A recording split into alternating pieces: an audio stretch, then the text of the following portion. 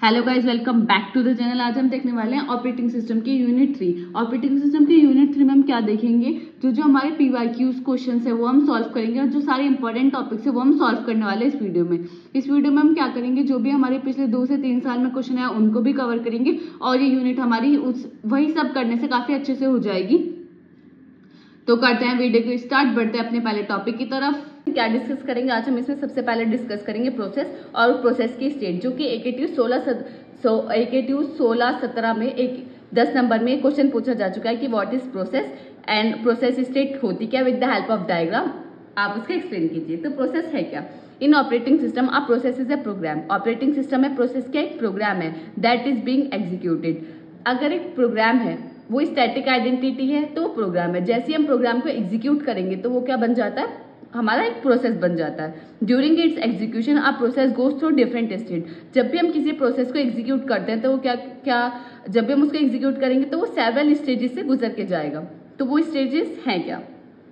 Process state new, ready, run, wait and block and termination. ये क्या ऐसी कुछ स्टेट्स हैं जब भी हम किसी भी प्रोसेस को क्रिएट करेंगे या हम उसको एग्जीक्यूट करेंगे तो वो इन सब स्टेट से होकर जाएगा।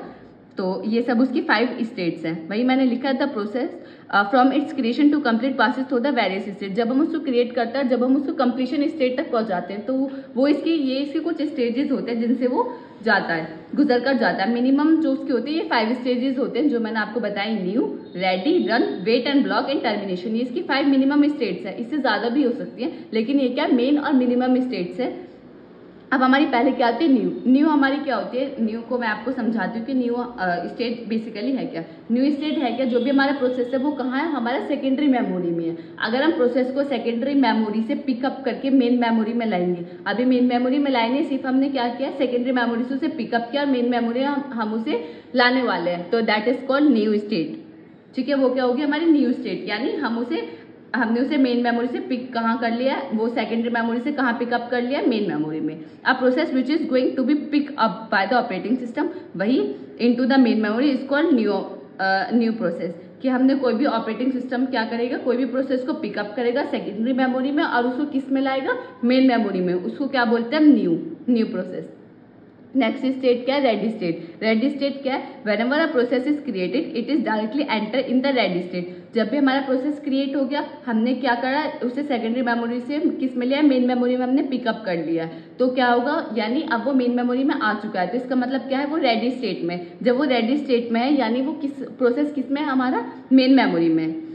Whenever a process is created, it directly enter to ready state in which it wait for a CPU to be assigned। और वो रेडी स्टेट में आ गया, अब वो वेट कर रहा है कि कब उसको हम CPU असाइन करेंगे।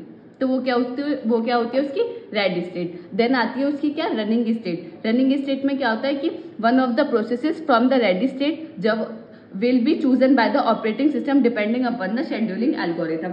और क्या है हमारा क्या होगा, रेडी स्टेट में काफी सारे प्रोसेसेस होंगे, P1, P2, P3, P4, P5, Pn, काफी सारे प्रोसेसेस होंगे। तो हम कौन सा प्रोसेस पिकअप करें और उसको रनिंग स्टेट में डालें, तो वो किसके बेस पे करते हैं, शेड्यूलिंग के बेस पे। जैसे आप देख रहे होंगे यहाँ मैंने लिखा हुआ है शेड्यूलिंग। तो शेड्यूलिंग वही मैंने जैसे आपको बताया कि आप इसमें शेड्यूलिंग का मेन रोल होता है। शेड्यूलिंग हम उनके प्रायोरिटी के बेस पे करेंगे, फर्स्ट कम फर्स्ट सर्व,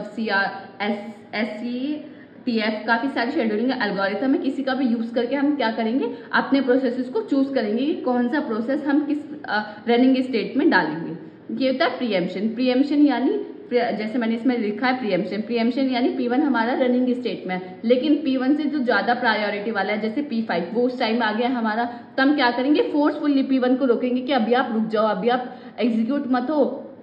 P1 को रोककर हम P5 को करेंगे, यानी P1 को हमने फोर्सफुली रोका है, फोर्सफुली स्टॉप किया उस प्रोसेस को, दैट इज कॉल्ड प्रीएम्पशन। कि फोर्सफुली किसी भी प्रोसेस को रोकना, वो होता है हमारा प्रीएम्पशन। ठीक है, अब ये हमने क्या है, इनपुट आउटपुट रिक्वेस्ट, यानी जैसे अब P5 आ गया, P5 हम एग्जीक्यूट करा, अब P5 को सडनली क्या होगा, इनपुट आउटपुट की जरूरत पड़ेगी। उसे CPU एक टाइम तक चाहिए था, देन उसके पास उसे क्या चाहिए था, इनपुट आउटपुट चाहिए थे। तो क्या कहाँ हो गया, CPU का अपना काम खत्म करके देन वो इनपुट आउटपुट रिक्वेस्ट करता है और वो किस में चल जाता है, वेटिंग स्टेट में चला जाता है। यानी वो वेट करेगा अपने काम कंप्लीट होने तक। जब वो अपना काम कंप्लीट होगा, अगर उसे आगे जरूरत पड़ेगी CPU की, तो वो CPU का एलोकेशन के लिए चला जाएगा, अदरवाइज वो वही यहीं टर्मिनेट हो जाएगा, आगे जाके क्या हो जाएगा, वो कंप्लीट हो जाएगा। ठीक है, वही इसमें बताया है मैंने, ये आपको मैंने डायग्राम के थ्रू पूरा एक्सप्लेन कर दिया। इनपुट आउटपुट रिक्वेस्ट के बाद वो रनिंग स्टेट में, रनिंग के बाद वो क्या जाए टर्मिनेशन। टर्मिनेशन यानी जो हमारा प्रोसेस है वो हमारा एग्जीक्यूट हो चुका है पूरा, वही मैंने इसमें लिखा है। तो हमने रनिंग स्टेट तक पढ़ लिया था। तो ब्लॉक जब मैंने इसमें लिखा तो ब्लॉक और वेट में क्या है, जो भी हमारा when a process wait for a certain resources, जब भी कोई भी प्रोसेस के पास, जैसे P1 जो है हमारा रनिंग स्टेट में, लेकिन सडनली उसके पास कुछ भी, उसके पास जो उसे रिसोर्सेज चाहिए वो उसकी रिसोर्सेज मिसिंग हुई है, उसके पास वो रिसोर्सेज नहीं है, तो क्या चला जाएगा वेटिंग या ब्लॉक स्टेट में चले जाएगा उस रिसोर्सेज का वेट करने के लिए। जब उसको वो रिसोर्सेज मिल जाएगी तो वो क्या करेगा, अपने वेटिंग स्टेट से हटकर वो किस में चल जाएगा, रनिंग स्टेट में चले जाएगा। तो ये क्या होता है ब्लॉक और वेट स्टेट, कि उसकी या तो वो रिसोर्सेज की वजह से या किसी उस टाइम या तो वो रिसोर्सेज उसके पास नहीं है, या ऐसा हो सकता है कि उसका जो टाइमिंग है, देखो आप इस तरीके से समझिए कि हमारा उसको सीपीयू जो है एक सर्टेन टाइम तक ही चाहिए था। सीपीयू उसने सर्टेन टाइम तक सीपीयू का एलोकेशन उसका खत्म हो गया, जो सीपीयू का काम था उसका वो खत्म हो गया। देन उसके बाद क्या चाहिए उसको, input output device, input output चाहिए। तो क्या करेगा, वेटिंग स्टेट में चला जाएगा, सीपीयू का अपना काम कंप्लीट हो गया, देन वो इनपुट आउटपुट में जाएगा और अपना काम वहाँ फिनिश करेगा। तो ये क्या होता है हमारा ब्लॉक और वेट के अंदर आता है। नेक्स्ट आता है हमारा टर्मिनेशन। टर्मिनेशन में क्या होता है, when a process finish it's execution it come in the termination state. जब भी सारी स्टेट यानी वो रनिंग, वेटिंग, न्यू सभी स्टेट्स में चला जाता है, वो अपना सारा काम कंप्लीट कर लेता है, उसको सीपीयू एलोकेट कर देते हैं, जो उसको वर्क था वो उसने अपना वर्क कर दिया, तो देन वो क्या हो जाता है, उससे एग्जीक्यूशन कंप्लीट हो जाता है और हम बोलते हैं कि हमारा जो प्रोसेस है वो कंप्लीट हो चुका है, वो टर्मिनेट टोटली हो चुका है। तो ये हमारा जो भी अगर आएगा प्रोसेस एंड प्रोसेस स्टेट, तो आपको ये सब लिख के आना है, इसकी पूरा डायग्राम बना के आना है, आपको प्रोसेस क्या है विद इट्स एक्सप्लेनेशन, जैसे मैंने आपको बताया आप इस तरीके से लिखेंगे तो आपको 10 में से 8-9 मार्क्स बहुत इजीली मिल जाएंगे। टॉपिक कवर करने वाले जो कि एग्जीक्यूटिव 21-22 में 10 नंबर में पूछा जा चुका है, वो क्या था, पीसीबी प्रोसेस कंट्रोल ब्लॉक को आपको एक्सप्लेन करना था with the help of diagram. तो पीसीबी है क्या, a process control block is a data structure used by the operating system to store information about a process. Process control block क्या है, एक डेटा स्ट्रक्चर है जो कौन यूज करता है, ऑपरेटिंग सिस्टम यूज करता है। और वो किस चीज के लिए यूज करता है, जो भी हमारे प्रोसेस होते हैं इनकी इन्फॉर्मेशन को स्टोर करने के लिए हम किसका यूज करते हैं, प्रोसेस कंट्रोल ब्लॉक का। जो हमारा पीसीबी है, पीसीबी को किसने क्रिएट किया, ऑपरेटिंग सिस्टम ने उसको क्रिएट किया है, किस चीज के लिए, कि हम जो भी प्रोसेस है उसकी क्या इन्फॉर्मेशन को स्टोर कर सके। हमारे पास P1, P2, P3, P4, P5 काफी सारे सेवरल प्रोसेसेस होते हैं, तो हर प्रोसेस की अलग अलग इन्फॉर्मेशन होती है, अलग अलग उसकी स्टेट होती है, अलग अलग उसकी आईडी होती है। तो हर प्रोसेस का अलग एक क्या बनता है, ऑपरेटिंग सिस्टम क्या क्रिएट करता है, एक अलग पीसीबी क्रिएट करता है। अगर P1 है, एक P2 है, एक P3 है, तो P1 के लिए एक अलग, P1 के लिए एक हमारा क्या है, एक अलग पीसीबी क्रिएट होगा, P2 के लिए हमारा क्या होगा, एक अलग पीसीबी क्रिएट करेगा ऑपरेटिंग सिस्टम। अब हम कब इसको क्रिएट करते हैं, जब हम प्रोसेस को एग्जीक्यूट करते हैं तब हम इसको क्रिएट करते हैं। तो ये क्या होता है, जो हमारा प्रोसेस कंट्रोल ब्लॉक होता है उसके अंदर काफी सारे कंपोनेंट आते हैं, जैसे कि process state, process ID, program counter, CPU register, memory information, process scheduling information and accounting information. ये काफी सारे कंपोनेंट है, ये भी हो सकता है, इससे ज्यादा भी हो सकते हैं। यानी ये जो है हमारे मेन कंपोनेंट है जो पीसीबी के अंदर आते हैं। तो सबसे पहले हम पढ़ेंगे प्रोसेस स्टेट की प्रोसेस स्टेट है क्या। अब प्रोसेस स्टेट क्या है, current state of the process. जैसे मैंने इसमें लिखा है कि प्रोसेस की करंट स्टेट क्या है, यानी जो हमारा प्रोसेस है P1 उसकी करंट स्टेट क्या है, वो रनिंग स्टेट में है, वेटिंग स्टेट में, या रेडी स्टेट में। रनिंग स्टेट में यानी जो वो बिल्कुल प्रॉपरली तैयार हो चुका है, सिर्फ वो किस चीज के लिए वेट कर रहा है कि कब उसे हम सीपीयू एलोकेट करेंगे, वो रनिंग स्टेट हो गया। वेटिंग स्टेट यानी वो थोड़ी देर के लिए वेट कर रहा है, तो वेट किस लिए करेगा, अगर उसके पास कोई रिसोर्सेज नहीं है या वो कुछ भी इनपुट आउटपुट रिसोर्सेज की उसे जरूरत पड़ेगी, तो वो क्या करेगा, वेट करेगा कि वो रिसोर्सेज उसके पास आए, देन वो क्या है, रनिंग स्टेट में चला जाए। रेडी स्टेट क्या होती है कि वो प्रॉपरली वो क्या हो चुका है, वो क्रिएट कर चुके हैं हम उसे, तो होती है उसकी रेडी स्टेट। और ये जो हम स्टेट्स है ये हम पर्टिकुलर अच्छे से पढ़ेंगे प्रोसेस स्टेट का जब हम टॉपिक को डिस्कस करेंगे। तो होता है प्रोसेस की स्टेट। क्या प्रोसेस स्टेट क्या है, सिर्फ ये है कि हमारी जो करंटली प्रोसेस है जो हम एग्जीक्यूट कर रहे हैं उसकी प्रोसेस की स्टेट क्या है, रनिंग स्टेट है, वेटिंग स्टेट है, रेडी स्टेट है, न्यू स्टेट है, काफी सारी स्टेट्स होती हैं।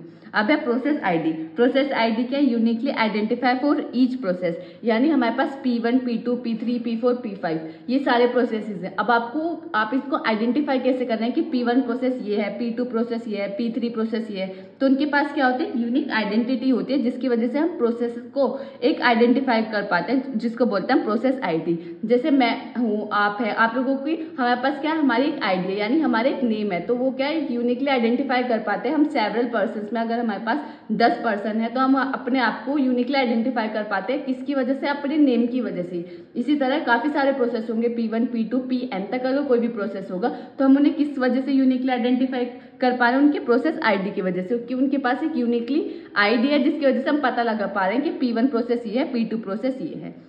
अब प्रोग्राम काउंटर क्या होता है? प्रोग्राम काउंटर क्या होता है? जैसे हमारा P1 एक हमारा प्रोसेस क्या है? P1 है, एक हमारा P2 है, तो P1 हमारे एक P1 है, एक P2 है।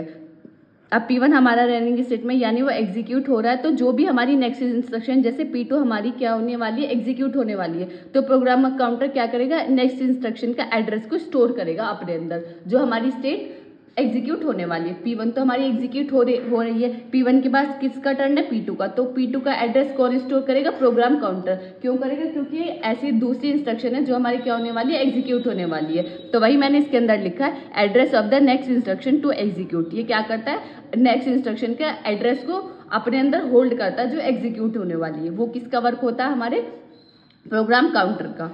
नेक्स्ट क्या होता है हमारा? नेक्स्ट होता है CPU रजिस्टर। CPU रजिस्टर क्या होता है? CPU register of the process helps to restore the state of the process. ये हमारे CPU रजिस्टर किस चीज के लिए यूज होता है? जो हमारा प्रोसेस होता है उसकी स्टेट को रिस्टोर करने के लिए। यानी एक बार तो आपने स्टोर कर दी, उसकी एक बार वो एग्जीक्यूट हो गया P1, अब जब वो एग्जीक्यूट होगा उसके बाद उसकी जो स्टेट है हम उसको स्टोर करेंगे, किसकी हेल्प से? CPU रजिस्टर की हेल्प से, जिसकी वजह से क्या होगा? So that PCB store a copy of them, जिसकी वजह से हमारे पास क्या रहेगी? उसकी कॉपी रहेगी कि हमारे पास कौन कौन से प्रोसेस आए थे, कौन कौन से प्रोसेस हमने एग्जीक्यूट किए, और कौन कौन से प्रोसेस की क्या क्या स्टेट थी, तो वो हमारे पास स्टोर रहेगी। किसकी वजह से? CPU रजिस्टर की हेल्प से, क्योंकि हम CPU रजिस्टर की हेल्प से क्या कर रहे हैं? जो हमारे प्रोसेस है उसकी स्टेट को रिस्टोर कर रहे हैं। ठीक है। नेक्स्ट आता है हमारा मेमोरी इन्फॉर्मेशन। मेमोरी इन्फॉर्मेशन क्या है कि कौन मेमोरी में क्या क्या इन्फॉर्मेशन हमें रिक्वायर्ड है, लाइक जैसे the information like the base address of the total memory allocated to the process is stored in PCB which help in efficient memory allocation to the processes. यानी memory information के अंदर क्या आता है कि process का क्या एड्रेस है, उसका बेस एड्रेस क्या है, उसे कितनी मेमोरी चाहिए, कि कोई भी प्रोसेस है उसे कितनी मेमोरी चाहिए, उसकी इन्फॉर्मेशन जितनी होगी हम उसको उतनी मेमोरी देंगे, तो उसे कितनी मेमोरी चाहिए, और उन मेमोरी का हम एलोकेशन किस तरीके से करेंगे, तो वो किसके अंदर आता है? मेमोरी इन्फॉर्मेशन के अंदर। अब हमारे पास बहुत सारे प्रोसेस है, अब हम उन्हें एलोकेट किस तरीके से करेंगे? अगर हम एलोकेशन करेंगे सही तरीके से तो जिसकी वजह से क्या होगा? हमारे जो PCB है उसकी क्या होगी? एफिशिएंसी इंक्रीज हो जाएगी। तो वही इसमें लिखा है help in increase efficiency memory allocation to the processes, कि अगर हम मेमोरी का एलोकेशन सही तरीके से करेंगे तो क्या होगी? हमारी एफिशिएंसी जो है PCB की क्या हो जाएगी? इंक्रीज हो जाएगी। प्रोसेस शेड्यूलिंग इन्फॉर्मेशन, यानी हम जो भी प्रोसेस है उनकी क्या करेंगे? शेड्यूलिंग करेंगे। तो उसमें क्या होता है? The priority of the processes और the algorithm of scheduling is stored in the PCB to help in making scheduling decision of the operating system. यानी हमारे पास P1, P2, P3, P4, Pn तक हमारे पास क्या प्रोसेसेस है, तो हम उनकी प्रायोरिटी के बेस पे हम उन्हें क्या करेंगे? शेड्यूलिंग करेंगे, कि सबसे पहले हम एलोकेट CPU किसको करेंगे? P1 को, देन उसके बाद P5 को। उनकी प्रायोरिटी के बेस पे हम क्या करेंगे? शेड्यूलिंग करेंगे, जिसकी वजह से क्या होगी? हमारी एफिशिएंसी भी हमारी इंक्रीज होगी। और इसमें क्या है? जैसा है कि एल्गोरिथम ऑफ शेड्यूलिंग, यानी हम इसमें क्या यूज करते हैं? शेड्यूलिंग के एल्गोरिथम यूज करते हैं। हम इस यूनिट में जब हम नेक्स्ट टॉपिक्स पढ़ेंगे तो हम इसमें क्या पढ़ेंगे? शेड्यूलिंग एल्गोरिथम पढ़ेंगे। काफी सारी शेड्यूलिंग एल्गोरिथम होते हैं जिनके बेस पे हम प्रोसेसेस को एलोकेट करते हैं, कि सबसे पहले CPU किसको एलोकेट होगा, देन CPU सेकंड किसको एलोकेट होगा। तो जैसे शेड्यूलिंग एल्गोरिथम का मैं आपको एक एग्जांपल देती हूँ, FCFS यानी फर्स्ट कम फर्स्ट सर्व, यानी जो पहले आएगा हम उसको क्या कर देंगे? पहले CPU को एलोकेट कर देंगे। अगर P1 पहले आया तो P1 को सबसे पहले, P1 पहले आया तो हम P1 को तुरंत के तुरंत CPU एलोकेट करेंगे। देन P5 आया तो P5, देन उसके बाद आया जैसे P1 का काम खत्म हो तो देन हमने किसको कर दिया? P5 को एलोकेट कर दिया हमने CPU। तो वो क्या होता है? वो हमारी शेड्यूलिंग एल्गोरिथम होती है, जो कि हम आगे काफी अच्छे से डिटेल में डिस्कस करेंगे। नेक्स्ट पॉइंट है हमारा अकाउंटिंग इन्फॉर्मेशन। अकाउंटिंग इन्फॉर्मेशन में है कि हमारा CPU जैसे हमने P1 को CPU एलोकेट किया तो कितने टाइम तक CPU उसके पास रहेगा, ऐसे थोड़ी कि वो पूरे दिन लेके बैठा रहेगा या उसको हम बहुत एक लॉन्ग टर्म तक या एक लॉन्ग टाइम तक हम उसको CPU एलोकेट करेंगे, नहीं, कि वो उसको अकाउंटिंग इन्फॉर्मेशन में हम ये देखते हैं कि कौन से प्रोसेस को हम कितने टाइम CPU एलोकेट करेंगे। तो इसमें ये लिखा है the information such as CPU time, कि हम CPU की टाइमिंग कितनी, यानी CPU कितने टाइम तक रहेगा, मेमोरी यूसेज कितनी मेमोरी उनको यूज़ की जाएगी, P1 कितनी मेमोरी यूज़ करेगा, तो वो सब किसके अंदर आता है, हमारा अकाउंटिंग इन्फॉर्मेशन के अंदर। और काफ़ी सारी चीज़ें जैसे etcetera helps the operating system to monitor the performance of the process, जिसकी वजह से हम क्या कर पाते हैं, मॉनिटर कर पाते हैं परफॉर्मेंस की। उसकी मॉनिटर परफॉर्मेंस हम किस तरीके से मॉनिटर कर पाएंगे, अगर हम उसमें देखेंगे कि वो कितना टाइम ले रहा है, कितनी उसे मेमोरी, अगर वो ज़्यादा मेमोरी लेगा और ज़्यादा टाइम लेगा तो उसकी परफॉर्मेंस क्या है, बहुत बेकार है, यानी वर्स्ट है। अगर वो एवरेज टाइम ले रहा है तो एवरेज परफॉर्मेंस है, अगर वो कम टाइम ले रहा है, कम मेमोरी ले रहा है तो उसकी परफॉर्मेंस क्या है, बेस्ट परफॉर्मेंस है। तो हम इसके बेस पे हम मॉनिटर कर पाते हैं प्रोसेस की परफॉर्मेंस की, किस प्रोसेस की परफॉर्मेंस सबसे अच्छी है, किसकी बेकार है, किसकी मीडियम है या किसकी एवरेज है। तो वो ये सब है। देन हम क्या पढ़ेंगे, और इसी के अंदर जैसे 10 नंबर में क्वेश्चन आया तो आपने इतनी थ्योरी लिख दी, डायग्राम बता दे, ये सब एक्सप्लेन कर दिया, तो थोड़ा बहुत आप अपने ये सब भी लिख देंगे तो आपको 10 में से 9 या 8 मार्क्स बहुत इजीली मिल जाएंगे। तो operation that are carry out helps to PCB, की पीसीबी की हेल्प से हम क्या क्या ऑपरेशन परफॉर्म कर पाते हैं। तो जो ऑपरेशन हम परफॉर्म कर पाते हैं वो है प्रोसेस शेड्यूलिंग, वही मैंने बताया, process scheduling, multitasking and resource sharing, जो कि हम यूनिट 3 में अच्छे से इन्हें डिटेल में पढ़ेंगे। लेकिन आपको बस ये याद रखना है कि ये 3 ऑपरेशन है जो हम प्रोसेस कंट्रोल ब्लॉक की हेल्प से परफॉर्म करते हैं। अब इसके एडवांटेजेस क्या है, advantages of PCB, store all the information about the processes. अब हमें ये नहीं है कि हम अलग से कोई ले उनको उसके अंदर स्टोर करें, तो पीसीबी ऐसी ऑपरेटिंग सिस्टम ने एक ऐसा पीसीबी क्रिएट करा है जिसकी वजह से हम क्या कर सकते हैं, हर प्रोसेस की सेपरेटली इन्फॉर्मेशन को स्टोर कर सकते हैं। तो ये इसका क्या एडवांटेज है। Then PCB help in scheduling the process and it ensure that the CPU resources are allocated efficiently. वही कि क्या करता है, शेड्यूलिंग करता है, काफी सारे एन नंबर ऑफ प्रोसेसेस आ गए तो क्या करेगा, वो प्रोसेसेस की क्या करेगा, शेड्यूलिंग करेगा। और उनको किस तरीके से शेड्यूलिंग करेगा, उनके प्रायोरिटी के बेस पे या किसी और के बेस पे उनकी शेड्यूलिंग करेगा और उन्हें सीपीयू को एलोकेट करेगा, जिसकी वजह से जो हमारे ओवरऑल एफिशिएंसी है पीसीबी की ऑपरेटिंग सिस्टम की, वो क्या होती है, इंक्रीज होती है।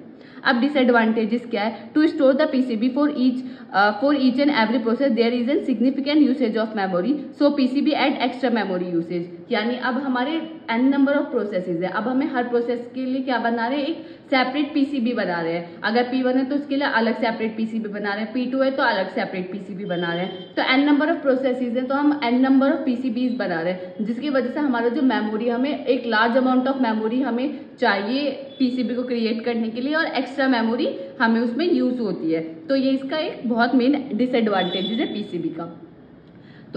अब हम देखने वाले हैं अपना क्वेश्चन नंबर 3। क्वेश्चन नंबर 3 क्या, थ्रेड्स एंड इट्स मैनेजमेंट, जो कि हमारा एकीटिव 2021 में 10 नंबर में पूछा जा चुका है। अब हमारा थ्रेड होता क्या है, थ्रेड से को समझने से पहले हमें थोड़ा पता होना चाहिए कि प्रोसेस क्या होता है। अगर कोई भी हमारा प्रोग्राम स्टैटिक क्वांटिटी है तो वो प्रोग्राम, अगर प्रोग्राम को हम क्या कर दें, एग्जीक्यूट कर दे, तो वो क्या बन जाता है, प्रोसेस बन जाता है। अब प्रोसेस के अंदर क्या होता है, हर एक प्रोसेस, जैसे P1 प्रोसेस है तो P1 प्रोसेस क्या कर सकता है, एक सिंगल टास्क परफॉर्म कर सकता है या मल्टीपल टास्क भी परफॉर्म कर सकता है, या मल्टीपल ऑपरेशन परफॉर्म करता है, या बोल सकते हैं कि मल्टीपल फंक्शंस को परफॉर्म कर सकता है। जो उसके अंदर फंक्शंस हैं या जो उसके अंदर ऑपरेशंस है उनको ही हम क्या बोलते हैं, थ्रेड बोलते हैं, कि वो क्या क्या कर सकता है।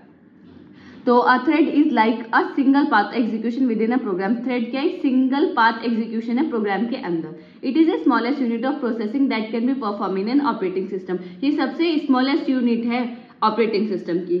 Thread exist within a process, जो थ्रेड है वो एग्जिस्ट किसके अंदर करता है, प्रोसेस के अंदर ही वो क्या करता है, एग्जिस्ट करता है। A single process consist of multiple threads, ऐसा हो सकता है कि एक सिंगल प्रोसेस जो उसके अंदर मल्टीपल थ्रेड्स हो, क्यों नहीं हो सकते। अगर एक P1 प्रोसेस है तो P1 प्रोसेस काफी सारे ऑपरेशन को परफॉर्म कर सकता है, यानी उसके अंदर काफी सारे, अगर वो ऑपरेशन को परफॉर्म कर सकता है यानी उसके अंदर काफी सारे थ्रेड्स है।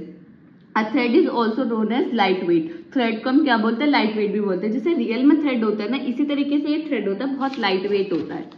तो सेम उसी तरीके से ये क्या होता है, हमारे लाइट वेट प्रोसेस होता है। A single thread process consist of single thread. जो सिंगल थ्रेडेड प्रोसेस होंगे उसके अंदर सिंगल थ्रेड होंगे, और जो मल्टी थ्रेडेड प्रोसेस होंगे उनके अंदर क्या होंगे, मल्टीपल थ्रेड्स होंगे। अब जो थ्रेड्स के टाइप है वो हमारे 2 टाइप्स के थ्रेड्स है, user thread and kernel threads. जो यूजर थ्रेड्स है वो क्या होता है, मैनेज बाय एप्लीकेशन, यानी जो वो किसके कौन मैनेज करता है, एप्लीकेशन ही मैनेज करती है उसको। इम्प्लीमेंटेड बाय यूजर, कौन इम्प्लीमेंट करता है, यूजर। इजी इम्प्लीमेंटेशन होता है इसका। नॉट रिकॉग्नाइज बाय ओएस, ये ऑपरेटिंग सिस्टम इसको रिकॉग्नाइज नहीं कर पाता। जो हमारा कर्नल थ्रेड होता है वो क्या होता है, मैनेज बाय कर्नल, उसको कौन मैनेज करता है, kernel. Implemented by operating system, complicated implementation होता है इसका। रिकॉग्नाइज बाय ऑपरेटिंग सिस्टम, इसको रिकॉग्नाइज कर पाता है। यानी एक तरीके से इसमें मैंने डिफरेंस भी बता दिया, तो आप इसको अच्छे से, तो मैंने ऐसे ही बता दिया कि मैनेज बाय एप्लीकेशन, तो इसको आप पूरे एक पैराग्राफ में लिख के अच्छे से एक्सप्लेन करके आइए, अगर 10 नंबर में क्वेश्चन आता है तो। थ्रेड्स मैनेजमेंट इन्वॉल्व, अब थ्रेड्स मैनेजमेंट के अंदर क्या क्या आता है, इसके अंदर आता है क्रिएशन, शेड्यूलिंग, सिंक्रोनाइजेशन, टर्मिनेशन, ये 4 स्टेट्स आती हैं। जैसे इसमें मैनेजमेंट पूछा था तो आपको पहले क्या एक्सप्लेन करना है, क्रिएशन। क्रिएशन क्या है, हमारा ऑपरेटिंग सिस्टम एक ऐसी मैकेनिज्म प्रोवाइड करता है जिसकी वजह से हम क्या कर पाते हैं, थ्रेड को क्रिएट कर पाते हैं। जैसे मैं आपको एग्जांपल के लिए बताऊं, जैसे आपने सी प्रोग्रामिंग पढ़ी होगी ना, तो सी प्रोग्रामिंग में हमारा जो है, हम ऐसे लाइक पी थ्रेड क्रिएट, इससे हम क्या कर सकते हैं, न्यू थ्रेड क्रिएट कर पाते हैं। किस प्रोग्रामिंग में, सी प्रोग्रामिंग में। तो ऐसे ही हम क्या कर पाते हैं क्रिएशन में, इस तरीके से आप एग्जांपल दे सकते हैं, पी थ्रेड और क्रिएट, इस तरीके से जैसे मैंने आपको एग्जांपल दिया वही आप एक्सप्लेन कर सकते हैं कि हम सी प्रोग्रामिंग के इसका यूज करके हम क्या क्रिएट कर पाते हैं, थ्रेड्स को क्रिएट कर पाते हैं। जो थ्रेड शेड्यूलिंग होती है हमें ये प्रोवाइड करते हैं, the operating system decide which thread to run at a given time, कि P1 टाइम, जैसे हमारे पास T1 है तो T1 टाइम में कौन सा थ्रेड रन होगा, T2 टाइम में कौन सा थ्रेड रन होगा, T3 टाइम में कौन सा थ्रेड रन होगा, वो क्या होता है, शेड्यूलिंग के अंदर आता है, यानी उनको शेड्यूल करना। सिंक्रोनाइजेशन क्या होता है, सिंक्रोनाइजेशन हमारी एक ऐसा मैकेनिज्म है जिसमें हम क्या कर पाते हैं कि थ्रेड्स को हम ऑफन करते हैं कि वो वर्क कर सके एक साथ, यानी P1, P2, P3 काफी सारे प्रोसेसेस हैं, तो वो एक साथ वर्क कर सके और एक साथ क्या कर सके, शेयर कर सके अपना डेटा या कोई भी कम्युनिकेशन कर सके, तो किसके अंदर आता है, सिंक्रोनाइजेशन के अंदर। टर्मिनेशन ऑफ थ्रेड्स क्या होता है, ये लास्ट स्टेट होती है जहां हमारा प्रोसेस जो एंड की तरफ जाता है, when the process end, that state is known as termination of threads. तो मैंने आपको अच्छे से एक्सप्लेन कर दिया, आपको पूरे एक एक पैराग्राफ में अच्छे से बता के आना है थ्रेड मैनेजमेंट के अंदर की 4 चीजें आते हैं, creation, scheduling, synchronization, termination of thread. Next क्या था, इम्प्रूव परफॉर्मेंस। ये क्या करता है, परफॉर्मेंस को इम्प्रूव करता है। एफिशिएंट रिसोर्स यूटिलाइजेशन, जो हमारे रिसोर्स होते हैं उनका हम यूटिलाइजेशन अच्छे से कर पाते हैं। नेक्स्ट है the ability to perform concurrent task. Concurrent task यानी एक टाइम पर हम काफी सारे टास्क को परफॉर्म कर पाते हैं बाय यूजिंग द थ्रेड। तो ये इसके एडवांटेजेस भी हो गए, आप इन पे लिख सकते हैं कि मेन पॉइंट्स इसके यही है। तो ये हमारा थ्रेड्स और मैनेजमेंट खत्म होता है। ये 10 नंबर में क्वेश्चन आया हुआ है, तो आप इसको अच्छे से पढ़ लें, जितना मैंने बताया उतना आप लिख के आ जाएं तो आपको अच्छे से मार्क्स मिल जाएंगे। अब हमारा क्या है, एक TU 18-19 में 10 नंबर में क्वेश्चन पूछा गया था कि आपको क्या बताना, फर्स्ट कम फर्स्ट सर्व, इसको सॉल्व करना है। FCFS यानी फर्स्ट कम फर्स्ट सर्व। तो इसमें आपको क्या गिवन है, प्रोसेसेस गिवन है P1, P2, P3, P4, उनके अराइवल टाइम में 0, 1, 2, 3, 4, इनका बर्स्ट टाइम आपको गिवन है 8, 4, 9, 5। ठीक है, अब आपको क्या बताना, फर्स्ट कम फर्स्ट सर्व से इसको सॉल्व करना है। तो फर्स्ट कम फर्स्ट सर्व का मतलब है जो पहले आया उसको हम CPU एलोकेट कर देंगे, यानी जिसका जो फर्स्ट पे आया उसको एलोकेट कर दिया, देन उसका काम कंप्लीट हुआ तो वो दूसरे को एलोकेट कर देगा जो उसके बाद आएगा। इस तरीके से इसमें वर्क होता है। Arrival time, burst time, completion time, CT क्या होता है, कंप्लीशन टाइम, TAT क्या होता है, टर्न अराउंड टाइम, WT क्या होता है, वेटिंग टाइम। ये मैंने थोड़ा शॉर्ट फॉर्म में लिख दिया, लेकिन मैंने अच्छे से नीचे आपको बताया ये रहा कि इनके फुल फॉर्म किस तरीके से। तो इसमें हम क्या बताना, सबसे पहले हम बताते हैं इसमें गैट चार्ट। गैट चार्ट हमारा बनता है, वो कहाँ से स्टार्ट होता है, हमेशा 0 से स्टार्ट होता है। अब आप अराइवल टाइम देखिए, अराइवल टाइम यानी इनके आने का टाइम। सबसे पहले हमारा कौन आया है, 0 पे कौन आया है, हमारा P1 आया है। P1 आया तो हम P1 को लिख देंगे। अब यहाँ क्या होता है, टाइम बताएंगे, तो P1 का बर्स्ट टाइम कितना, 8, तो 0 + 8 यानी वो 8 टाइम तक रुकेगा। एक बार मैं आपको दोबारा बता देती हूँ, क्या देखेंगे हम, सबसे पहले 0 से स्टार्ट करेंगे हमेशा। 0 पे कौन आया, हमारा P1। P1 का बर्स्ट टाइम कितना, 8, यानी वो 8 टाइम तक रुकेगा। तो कितने टाइम तक रुका, वो 8। फिर देखेंगे हम अराइवल टाइम, क्योंकि फर्स्ट कम फर्स्ट सर्व में हम क्या देखते हैं, अराइवल टाइम देखते हैं। 0 के बाद कौन आया, हमारा P2। P2 का अराइवल टाइम क्या है, 1। अब P1 के बाद क्या है, P2। अब P2 का बर्स्ट टाइम कितना है, 4। इसका तो 8 है, 8 + 4 12। ठीक है, अब इसका हो गया 12। अब इसके बाद क्या है, 1 के बाद मतलब पहले 0 पे सबसे पहले P1 आया, फिर P2 आया, P2 के बाद कौन आया, P3 आया। अब P3 आया, P3 का बर्स्ट टाइम कितना है 9, 12 + 9 21। नेक्स्ट P3 के बाद कौन आया, P4, P4 का बर्स्ट टाइम कितना है 5, 21 + 5 26। सिंपल, बस आपको क्या करना है, इनके बर्स्ट टाइम में ऐड करते जाना। ये हमारा क्या बन गया, गेट चार्ट। अब कंप्लीशन टाइम यानी P1 को कितना टाइम लगा 8। ये जो होता है हमारा, ये क्या रिप्रेजेंट करता है, हमारे ये जो सब रिप्रेजेंट कर रहा है एंड में, ये हमारा कंप्लीशन टाइम रिप्रेजेंट करता है। ठीक है, तो कंप्लीशन टाइम P1 का कितना है 8, P2 का कितना है 12, P3 का कितना है 21, P4 का कितना है 26। TAT यानी टर्न अराउंड टाइम, यहाँ मैंने टर्न अराउंड टाइम हम कैसे निकालते हैं, completion time minus arrival time, मतलब completion time minus arrival time. 8 - 0 8, 12 - 1 11, 21 - 2 19, 26 - 3 23। Waiting time किस तरीके से निकालेंगे, turn around time minus burst time, 8 - 8 0, 11 - 4 7, 19 - 9 10, 23 - 5 18। ठीक है, अब एवरेज टर्न अराउंड टाइम पूछे तो सबका प्लस करके डिवाइड बाय 4 कर देंगे, ये रहा। और एवरेज वेटिंग टाइम पूछेंगे तो चारों को प्लस करेंगे, डिवाइड कर देंगे 4 से।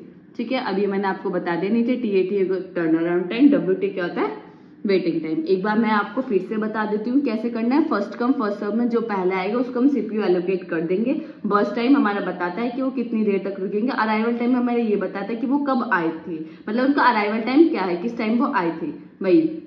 और बस टाइम यानी वो बस टाइम ये रिप्रेजेंट करता है कि वो कितनी देर रुकेंगे, कि इसका बस टाइम कितना 8, तो ये यानी वो 8 तक रुकेगा। इसका क्या है, बस टाइम 4। जो हमारा P2 है उसमें क्या करेंगे, जैसे P2 का निकालेंगे तो 8 + 4, 8 तो पहले हो चुका है और इसका कितना है 4, तो 8 + 4 12। इस तरीके से हम पहले गेट चार्ट बनाएंगे। उससे ये इनके फॉर्मूले, ये मैंने अच्छे से लिख दिया आपको, ये फॉर्मूले से हम completion time, turn around time और वेटिंग टाइम निकालेंगे। Simple, first come first serve. I hope आपको समझ आ गया होगा। बस आपको क्या देखना, अराइवल टाइम देखना है कि किस टाइम अराइव हुए।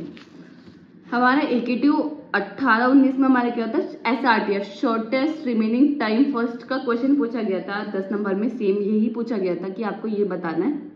तो इसमें हमें क्या करना होता है, इसमें हमें प्रोसेसेस देने गिवन है, arrival time, burst time, priorities given है। ठीक है, अब हमें इसमें क्या देखना है, अब हम इसमें स्टार्ट करते हैं। तो हमारी स्टार्टिंग हमेशा याद रखिए, आप जब भी गेट चार्ट की स्टार्टिंग करेंगे तो वो किससे करेंगे, हम हमेशा 0 से करेंगे। तो मैं आपको यहाँ थोड़ा बता देती हूँ। तो जब भी गेट चार्ट बनाएंगे इसमें कहाँ से स्टार्ट करेंगे, 0 से स्टार्ट करेंगे। ठीक है, अब आप 0 पे बताइए, हम इसमें प्रिमिटिव और नॉन प्रियम्पशन और नॉन प्रियम्पशन देखेंगे। इसमें कोई गिवन नहीं है तो हम इसमें मानते हैं कि ये प्रियम्पशन है, यानी हर जो P1 है वो एक यूनिट ऑफ टाइम के लिए रुकेगा। यानी हम इसमें देखते रहेंगे कि इससे शॉर्टेस्ट तो कोई नहीं है। P1 हमने ले लिया, P1 से इतना हमने सिर्फ 1 यूनिट ऑफ टाइम लिया, क्या 1 यूनिट के टाइम कोई इससे शॉर्टेस्ट तो नहीं आ गया। इस तरीके से इसमें चेक करते हैं। ठीक है, अब हम 0 पे आए तो 0 पे हम देखेंगे 0 पे कौन अराइव हुआ है, P1। अब P1 अराइव हुआ है, ठीक है। अब हमें क्या बताया ना, सिर्फ 1 यूनिट ऑफ टाइम के लिए हम P1 को रखेंगे, तो 1। ठीक है, 1 तो 6 था, 1 हो गया, 1 यूनिट ऑफ टाइम हमने उसे चला दिया तो कितना बचा 5।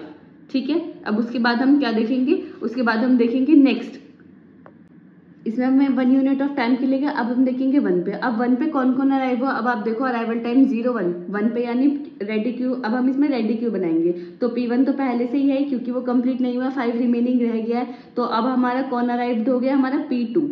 अब हम देखेंगे यहाँ टाइमिंग पे 1 पे कौन अराइव हुआ, 1 पे हमारा अराइवल टाइम किसका है, P2 का, यानी P2 आ गया। तो P2 को हमने 1 यूनिट ऑफ टाइम चलाया, मैंने आपको बताया 1 यूनिट ऑफ टाइम चलाएंगे तो क्या हो गया 2।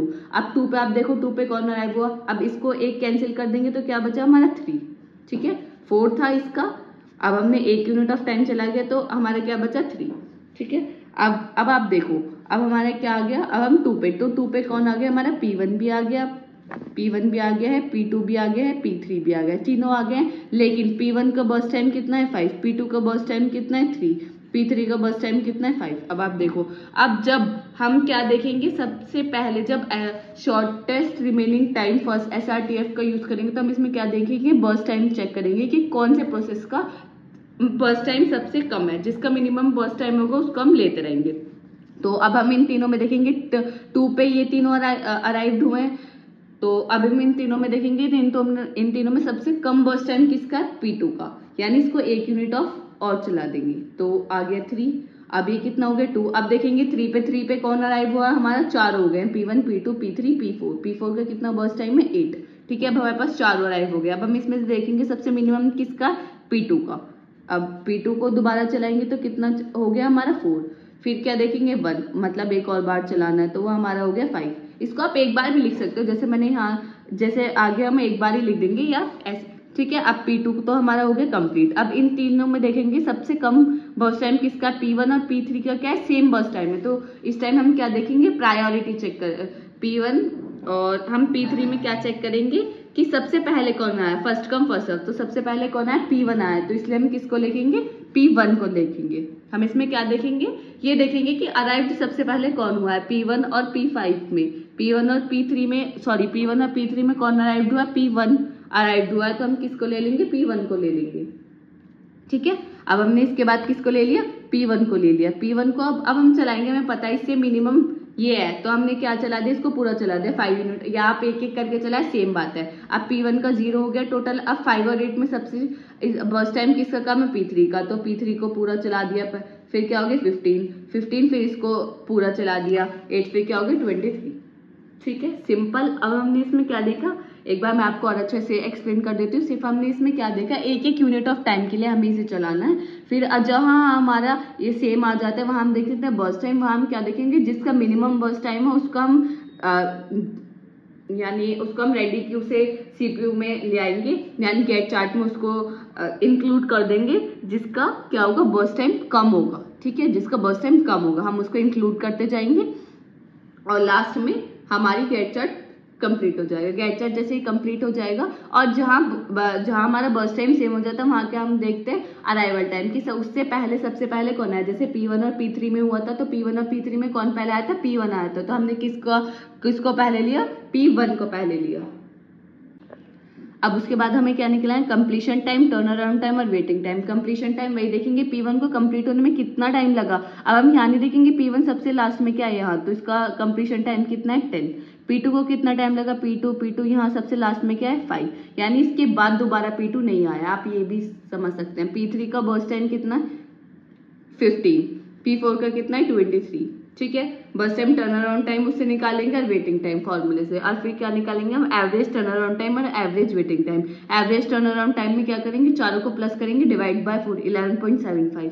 वेटिंग टाइम में क्या करेंगे, चारों को प्लस करेंगे, डिवाइड बाय 4, वो आ गया 6। अब ये जो है हमारा ये कंप्लीट हो चुका है। ठीक है, अब इस क्वेश्चन में आपसे बस इतना ही पूछा था। अभी हमारा नेक्स्ट टॉपिक है राउंड रॉबिन का। राउंड रॉबिन के क्वेश्चन में हमें क्या गिवन होता है, हमें टाइम क्वांटम गिवन होता है कि कितने यूनिट ऑफ टाइम के लिए हमारा प्रोसेस रहेगा। तो इसमें हमारे प्रोसेसेस गिवन होते हैं, अराइवल टाइम, बर्स्ट टाइम। ठीक है, अब हमें क्या देखना होता है, इसमें 2 क्यू मेंटेन करनी होती है हमें, रेडी क्यू और रनिंग क्यू। अब रेडी क्यू में हमें देखना है तो 0 पे कौन अराइव्ड हुआ है, हमारा P1। अराइवल टाइम देखो 0 पे कौन आया, हमारा P1, तो P1 को हमने किस में डाल दिया, रेडी क्यू में। रेडी क्यू से हम उसे किस में ले आए, रनिंग क्यू में। अब उसमें टाइम क्वांटम कितना है 2, 0 कहाँ तक रहेगा, वो सिर्फ 2 तक। अब 2 पे आ गया। अब 2 पे देखो 2 अराइवल टाइम किस का है, मतलब 2 तक टाइमिंग किसकी है, तो P2 का 1 है, तो P2 भी आ गया हमारे रेडी क्यू में और P3 भी आ गया। ठीक है, अब इसके बाद हम देखेंगे P1 हमने 2 यूनिट हमने उसे दे दिया, कितना रिमेनिंग रहा 3, तो अभी वो रिमेनिंग रहा है, फिर वो किस में आ जाएगा, हमारा रेडी क्यू में दोबारा से आ जाएगा। अब रेडी क्यू में हमने 2 को हटाया, 2 को हम किस में लिया, रनिंग क्यू में, तो P2 2 + 2 क्या आ गया 4। अब 4 पे आप देखो 4 पे कोई है अराइव, हाँ है, तो कौन आया 4 पे, P4 आ गया। अब P2 हमारा कितना यूज हुआ 2, अभी वो रिमेनिंग है, हाँ है, तो किस में आ जाएगा, रिमेनिंग बचा है तो फिर से वो रेडी क्यू में आ जाएगा। फिर हम देखेंगे नेक्स्ट कौन है, P3 को क्या है, P3 तो पूरा कंप्लीट हो जाएगा, तो P3 का क्या आ गया हमारा 6, तो P3 बचा है नहीं, तो अब हम आगे नहीं करेंगे। फिर हमारा क्या आ गया P1 को हमने 2 यूज किया तो हमारे कितना बचा 1, तो P1 हमारा फिर से आ गया, तो 6 7 8 हो गया। ठीक है, अब P1 हमारा बचा है, हाँ बचा है, तो वो किस में आ गया, हमारा रेडी क्यू में आ गया। देन हमारे इसके बाद क्या है, हमारा P4 आ गया, 1 टाइम ही है उसका, तो क्या हुआ 9 आ गया, एक टाइम चला, तो P4 बचा है नहीं। अब P2 चलेंगे, P2 पे जाएंगे, तो P2 हमारा क्या है 2, तो P2 हमारा कंप्लीट हो गया। P2 तो हमारा क्या आ गया 11। नेक्स्ट हमारा क्या आ गया P1 कितना है 1, P1 हमारा हुआ 1, तो हमारा क्या आ गया हमारा 12। तो ये हमारा पूरा, आई होप आपको समझ आ गया होगा। तो हम इसमें क्या देखते हैं, एक यानी हमारे रेडी क्यू और रनिंग क्यू, हमें 2 क्यू मेंटेन करनी होती है। सबसे पहले प्रोसेसेस हमारे रेडी क्यू में आएंगे, फिर रेडी क्यू से हमारे रनिंग क्यू में आएंगे। ठीक है, अब हमें इसमें क्या निकालना है, completion time, turn around time, waiting time, और इसमें रेस्पॉन्स टाइम भी कभी कभी पूछ लेता है, तो किस तरीके से निकालेंगे। अब कंप्लीशन टाइम हम इसमें से देख के निकालेंगे, तो कंप्लीशन टाइम P1 का कंप्लीट कब हुआ, P1 हमारे किस पे हुआ, 12 पे, तो कंप्लीशन टाइम क्या हुआ इसका 12। इसी तरीके से P2 कब फिनिश हुआ, 11 पे, तो कंप्लीशन टाइम हुआ इसका 11, इसका 6 हो गया, इसका हमारा हो गया 9। ठीक है, आप देख लो। फिर टर्न अराउंड टाइम का हमारा फॉर्मूला क्या होता है, completion time minus arrival time, completion time minus arrival time, 12 minus 0 12, 11 minus 1 10, 6 minus 2 4, 9 minus 4 5। ठीक है, अब हमारे नेक्स्ट क्या होता है, वेटिंग टाइम। वेटिंग टाइम क्या होता है, turn around time minus burst time, जो मैंने आपको पहले बता दिया है। तो उसमें वो हम निकालेंगे, तो वो क्या होगा हमारा 7 6 2 और 4। और ये हमारा होता है ये रेस्पॉन्स टाइम, RT यानी रेस्पॉन्स टाइम। रेस्पॉन्स टाइम कैसे निकालते हैं, CPU first time minus arrival time, यानी CPU फर्स्ट टाइम कितने टाइम पे मिला और माइनस अराइवल टाइम। ठीक है, अब हमने इसमें रेस्पॉन्स टाइम किस तरीके से निकालेंगे, हमें अराइव कब हुआ था 0 पे, और उसे कब मिल गया हमें CPU, मतलब कब उसे हमने CPU एलोकेट कर दिया था 0 पे, तो 0 माइनस 0 क्या आएगा हमारा 0। अब इसका P2 कब अराइव्ड हुआ 1 पे, लेकिन हमें P2 को कब दिया 2 पे, यहाँ देखेंगे लेफ्ट में, तो 2 माइनस 1 1। ठीक है, इसी तरीके से हम P3 का देखेंगे।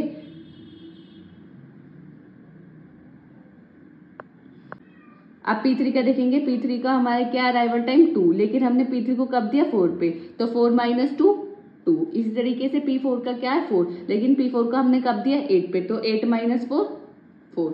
तो ये हमारा होता है राउंड रॉबिन का क्वेश्चन। ये तो मैंने आपके एक एग्जाम्पल के लिए समझा दिया, आई होप आपको समझ आ गया होगा। इसमें कुछ नहीं करना, सिर्फ आपको क्या करना है, एक रेडी क्यू है, एक रनिंग क्यू देखनी है, 2 क्यू मेंटेन करनी है। पहले रेडी क्यू में आपको क्या देखना है कि अराइवल टाइम देखना है, किस किस टाइम पे कौन कौन अराइव्ड हो रहा है। पहले 0 पे देखेंगे, 0 पे कौन अराइव्ड हो रहा है, पहले उसे रेडी क्यू में रखेंगे, जो टाइम क्वांटम है उतने टाइम के लिए उसको CPU एलोकेट करेंगे। उसके बाद अगर वो बच जाएगा, फिर वो दोबारा से किस में आ जाएगा, रेडी क्यू में आ जाएगा।